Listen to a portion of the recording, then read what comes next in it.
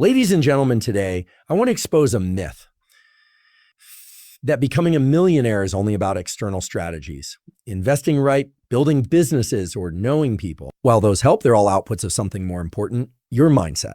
Specifically, how your brain and body work together to shape your daily behaviors. Let's be clear.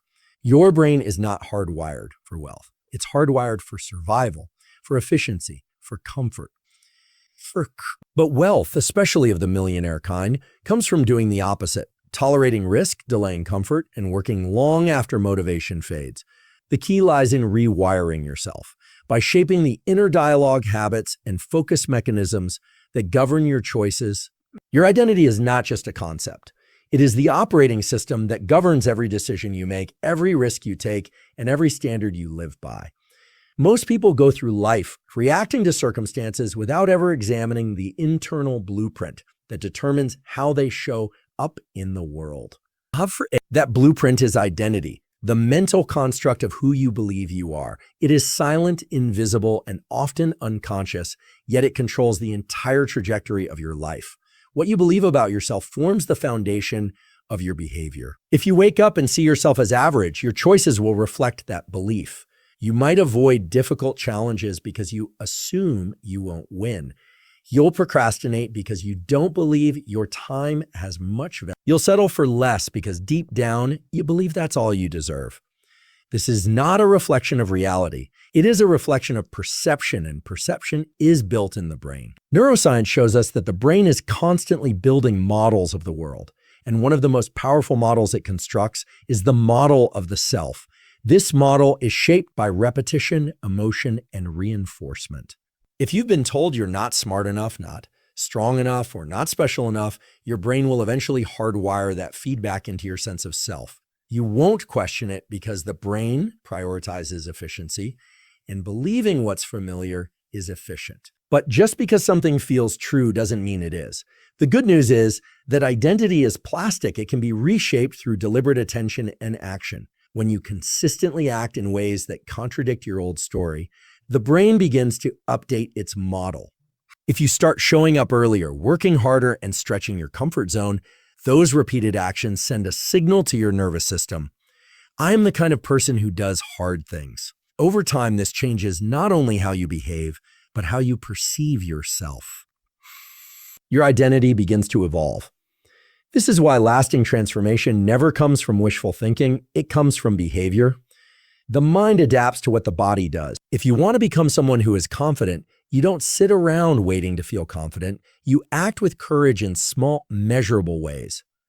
The brain takes that data and begins to rewrite the narrative. You're not just faking it, you're training it. Identity is not about affirmations. It's about proof. And you give your brain proof through consistent, intentional action. One of the most powerful things you can do is speak to yourself as if you are already the person you want to become. This isn't delusion, it's direction. Your inner dialogue is the instruction manual for your nervous system. When you say, I don't quit, your actions begin to reflect that command. When you say, I learn fast, your brain starts to look for ways to learn faster. These statements create cognitive dissonance with your current habits, and that tension drives growth. Another key to reshaping identity is being very careful about the environments you expose yourself to. People, places, and routines all carry signals that your brain absorbs. If you spend time in environments that reflect low standards, your identity will begin to align with those standards. Conversely, if you immerse yourself in environments of discipline, ambition, and resilience, your nervous system will begin to calibrate to that energy. You become what you repeatedly surround yourself with. Identity also sharpens in adversity. When you face discomfort, your brain is watching. It's asking, who are we when things get hard? If your response is avoidance or self-pity, that becomes part of your model. But if you breathe through it, adapt, and keep going, even when it hurts, your brain makes note of that too. Those moments etch resilience into your system. You build a self-concept that includes grit, patience, and mental toughness. And here's the most important part. Your identity does not need permission from your past. You are not your history. You are your next decision. The brain changes when you give it new input. Every day, you have an opportunity to signal something different, to speak, act, and move in alignment with a version of you that's not yet real, but absolutely possible. That version of you, the one who builds, leads, and thrives, is not a fantasy. It's a neurological outcome that emerges from repetition, attention, and belief. You don't need to be perfect. You just need to be intentional. With every small discipline choice, you're carving out a new neural identity, one that is aligned with success, clarity, and strength. This identity isn't something you find. It's something you build. When you understand that your identity shapes your reality, you stop waiting for change and start becoming the change. The world doesn't respond to who you wish you were. It responds to who you've trained yourself to be. And that training starts now, one action, one thought, one decision at a time. Discomfort is often misunderstood. Most people instinctively avoid it, believing that unease is a sign something is wrong, a signal to retreat, wait, or distract themselves. But from a biological and psychological standpoint, discomfort is not the enemy. It is, in fact, a gateway to growth. It's a signal that you're operating at the edge of your current capacity. And that edge, that threshold between what is familiar and what is unknown, is exactly where transformation happens. Your brain is designed to protect you. It seeks stability, predictability, and efficiency. That's how it conserves energy and keeps you alive. However, that same system that ensures your survival also limits your evolution. Growth requires new neural patterns, and the only way to stimulate those patterns is through stress. Not the toxic kind that overwhelms and breaks you, but the deliberate, chosen kind that stretches and sharpens you. When you step into discomfort intentionally, whether it's physical, emotional, intellectual, or social, you are signaling to your nervous system that adaptation is necessary. Your brain shifts. Neurotransmitters like norepinephrine and dopamine are released, increasing focus, alertness, and motivation. These chemicals prime your system to encode new behaviors, form new connections, and update your internal map of what's possible. Think about physical training. Muscles don't grow when they're resting. They grow when they're stressed, when they are pushed just beyond their limit, and then given the chance to repair and rebuild. The same principle applies to your mind, your character, and your goals. Discomfort is the resistance that makes you stronger, not because it's pleasant, but because it forces you to expand. Too many people wait for motivation or confidence before they take action. But both of those are byproducts, not prerequisites. The moment you step into discomfort, the moment you challenge your routines, confront your fears, or face something uncertain, your brain begins to adapt. The circuits responsible for fear and hesitation weaken. The prefrontal cortex, the part of your brain responsible for focus, planning, and self-regulation, isn't fixed. It adapts based on how you use it. If your focus is scattered, reactive, or untrained, that part of your brain weakens. But when you deliberately challenge your focus by doing deep work, resisting distractions, and staying locked into one task, you strengthen the neural circuitry that keeps you mentally disciplined and effective. Most people don't realize that every time they shift their attention impulsively, checking their phone mid-task, switching between tabs, scrolling aimlessly, they're depleting cognitive resources. It's called attention residue. To you, even small distractions leave fragments of thought behind, and those fragments create friction.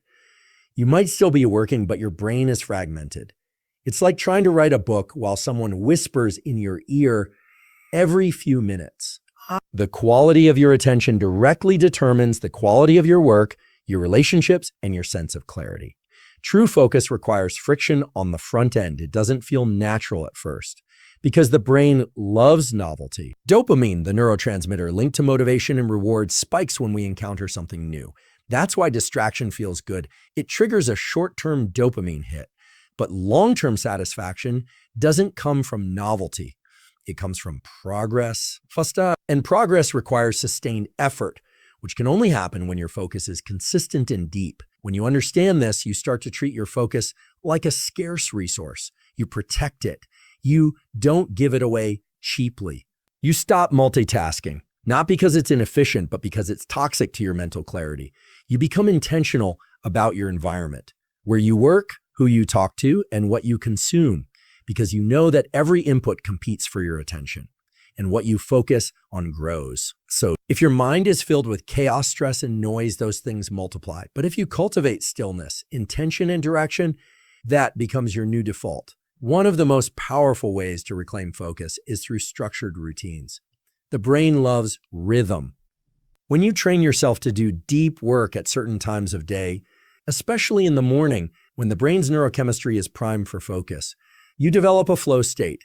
Focus is when your cognitive and emotional systems align. Time feels different. Work feels natural. You stop fighting for focus and instead focus carries you. This isn't magic. It's neurobiology. Your physical state matters too.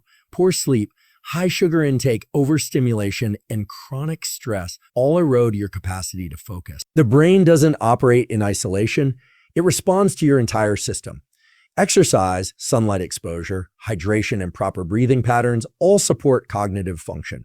You're not just building a sharper mind, you're supporting it with a stronger body. Focus is also about subtraction. Most people are overwhelmed, not because they're doing too much, but because they're doing too many things that don't matter. When you clarify your goals and cut out the noise, focus becomes easier. You no longer feel scattered because your path is defined. It's not about doing everything. It's about doing the right things deeply and repeatedly. There's another layer to focus that often goes unnoticed: emotional regulation. If you can't regulate your emotions, your focus will always be hijacked. Anxiety, frustration, insecurity, these emotional states pull your attention inward and downward. Learning to observe your thoughts without reacting, to breathe through discomfort, and to hold attention on the task despite mental noise is a rare skill. But it's one that separates average minds from exceptional ones. In every domain, whether it's business, athletics, art, or personal development, those who master focus dominate. They're not necessarily the most gifted, but they know how to block out the noise, keep their mind on what matters, and follow through. They're not perfect, but they're present. And presence is the ultimate performance enhancer. The truth is, your future is being shaped by what you focus on today. Your brain is always learning what to prioritize based on repetition. If you repeatedly focus on fear, distraction, and short-term pleasure, your brain will get better at those. But if you consistently focus on growth, creation, and long-term goals, your brain rewires itself to support that path. Focus is not just about productivity, it's about identity. What you repeatedly attend to becomes what you believe in, what you value, and who you are. You don't need more time. You need more direction. Focus is the filter that determines which inputs become action, which thoughts become beliefs, and which habits become your future. If you spend your focus wisely, you won't need to chase success. It will compound naturally over time in the background of your disciplined attention. The world is noisy. Let others chase distraction. You build clarity, one focused moment at a time. In a world that rewards speed, ease, and instant results, the ability to delay gratification stands out as a rare and powerful advantage. It's not flashy. It doesn't provide immediate rewards, and it won't make you feel good in the moment. But it builds the kind of character, discipline, and long-term success that most people only dream about. Delayed gratification is not about suffering or denying yourself forever. It's about trading momentary pleasure for meaningful progress. It's about doing what's hard now so that life becomes easier later. At the core of delayed gratification is the ability to override impulse. Your brain is wired to seek immediate rewards. This mechanism was crucial in ancient environments where food was scarce. Threats were constant, and survival depended on reacting quickly. But in the modern world, where temptations are engineered for maximum stimulation, scrolling feeds, fast food, quick dopamine hits, the same survival mechanisms have turned into self-sabotaging paths. Your ability to pause, evaluate, and choose the long-term path over the short-term high is what separates maturity from impulse, growth from stagnation. From a neurological perspective, delaying gratification is an act of executive control. It recruits the prefrontal cortex, the region of your brain responsible for planning, reasoning, and self-regulation. Each time you resist the urge to choose what's easy in favor of what's right, you strengthen those circuits. Like a muscle, the more you use your discipline, the stronger it gets. And over time, what once felt difficult becomes automatic. You develop an identity around being someone who follows through, someone who can say no to today, so you can say yes to tomorrow. Delayed gratification shows up in all areas of life. It's the student who studies while everyone else parties. It's the athlete who trains in silence before anyone is watching. It's the entrepreneur who builds the foundation before chasing attention. These people aren't lucky or special. They've simply trained their minds to tolerate discomfort in service of something greater. And that is something greater is what gives their discipline meaning. You won't delay gratification for vague goals. But when your vision is clear, when you know exactly what you're building, your brain finds the energy to stay the course. This ability isn't about perfection. You will slip. You'll make choices that prioritize short-term comfort. That's human. But the power lies in awareness and correction. When you realize you've strayed, you don't spiral into guilt.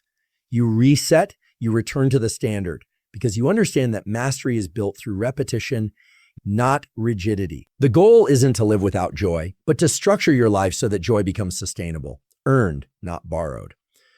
The science backs it up. Studies like the famous Stanford marshmallow experiment showed that children who were able to delay gratification, waiting to receive a second marshmallow rather than eating the first right away, went on to have better academic performance, stronger relationships, and healthier lives. Why?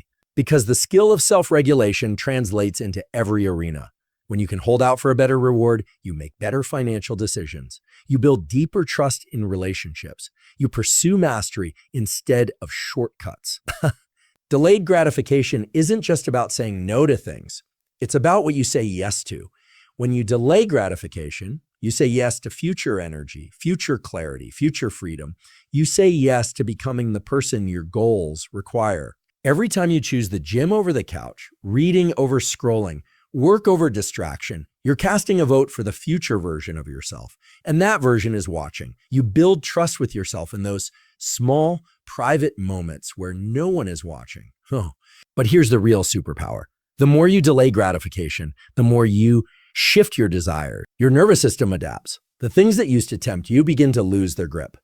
Dopamine, the molecule of motivation, starts to spike not from the reward itself, but from the pursuit of the reward. You become addicted to progress instead of pleasure. You start to crave challenge. That's when the game changes. You stop fighting your impulses, and instead, your impulses begin to serve your goals. The world we live in doesn't reward patience. It sells speed, hacks, and instant validation. But real fulfillment doesn't come from the quick fix. It comes from building something meaningful over time.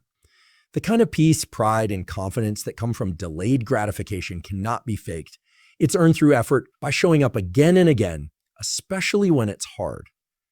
There will always be moments when you're tempted to settle. But remember, easy choices create hard lives. Hard choices create easy lives. When you delay gratification, you take ownership of your future. You stop reacting and start designing. You become someone who doesn't just chase pleasure. You create purpose. In a distracted world, discipline is a superpower, and delayed gratification is its core expression. It's how you take control of your mind, your habits, and your destiny. It's not something you're born with. It's something you practice, and the more you practice it, the more unstoppable you become. Who you become is not just a reflection of your intentions or ambitions. It is profoundly shaped by your surroundings. The environments you live in, the people you interact with, the content you consume, and even the spaces you move through daily all leave an imprint on your behavior, beliefs, and decisions. Success is not created in isolation. It is sculpted by what surrounds you, and your ability to consciously design those surroundings determines the trajectory of your growth. From a neurological standpoint, your brain is constantly adapting to its environment. It takes cues from what it sees, hears, and experiences. This is known as neuroplasticity, the ability of the brain to rewire itself based on repeated exposure and behavior. If your environment is filled with noise, chaos, and distraction, your brain learns to operate in a reactive, fragmented state. If your environment is structured, focused, and aligned with your goals, your brain adapts by sharpening your attention, deepening your focus, and increasing your emotional regulation. The people you surround yourself with are among the most influential parts of your environment. Human beings are biologically wired for social learning. You pick up on the behaviors, attitudes, and standards of the people around you, often without realizing it. This means that if you spend time with people who complain, avoid challenges, or settle for less, you start to mirror those patterns. On the other hand, if you surround yourself with individuals who push their limits, strive for better, and hold themselves to high standards, you rise to meet that energy. There is a psychological principle called social contagion. It explains how emotions, habits, and mindsets spread through groups. So motivation is contagious. So is apathy. If your circle normalizes excellence, you're more likely to pursue it. If your environment tolerates mediocrity, you begin to internalize that as acceptable. That's why it's not just about cutting out negative people. It's about intentionally curating relationships that challenge you, uplift you, and call you forward into your potential. But it's not just people. Your physical space matters. Your home, your workspace, your digital environment, they all speak to your nervous system. A cluttered space leads to a cluttered mind. A chaotic digital environment, endless tabs, notifications, or unfiltered content trains your brain to be distracted and unfocused. The opposite is also true. A clean, intentional space supports mental clarity, discipline, and sustained effort. Morning light, especially within the first hour of waking, triggers the release of cortisol, a hormone that in balanced amounts acts as a natural signal to promote alertness, focus, and mental energy. It also resets your circadian rhythm, aligning your internal clock to the external environment.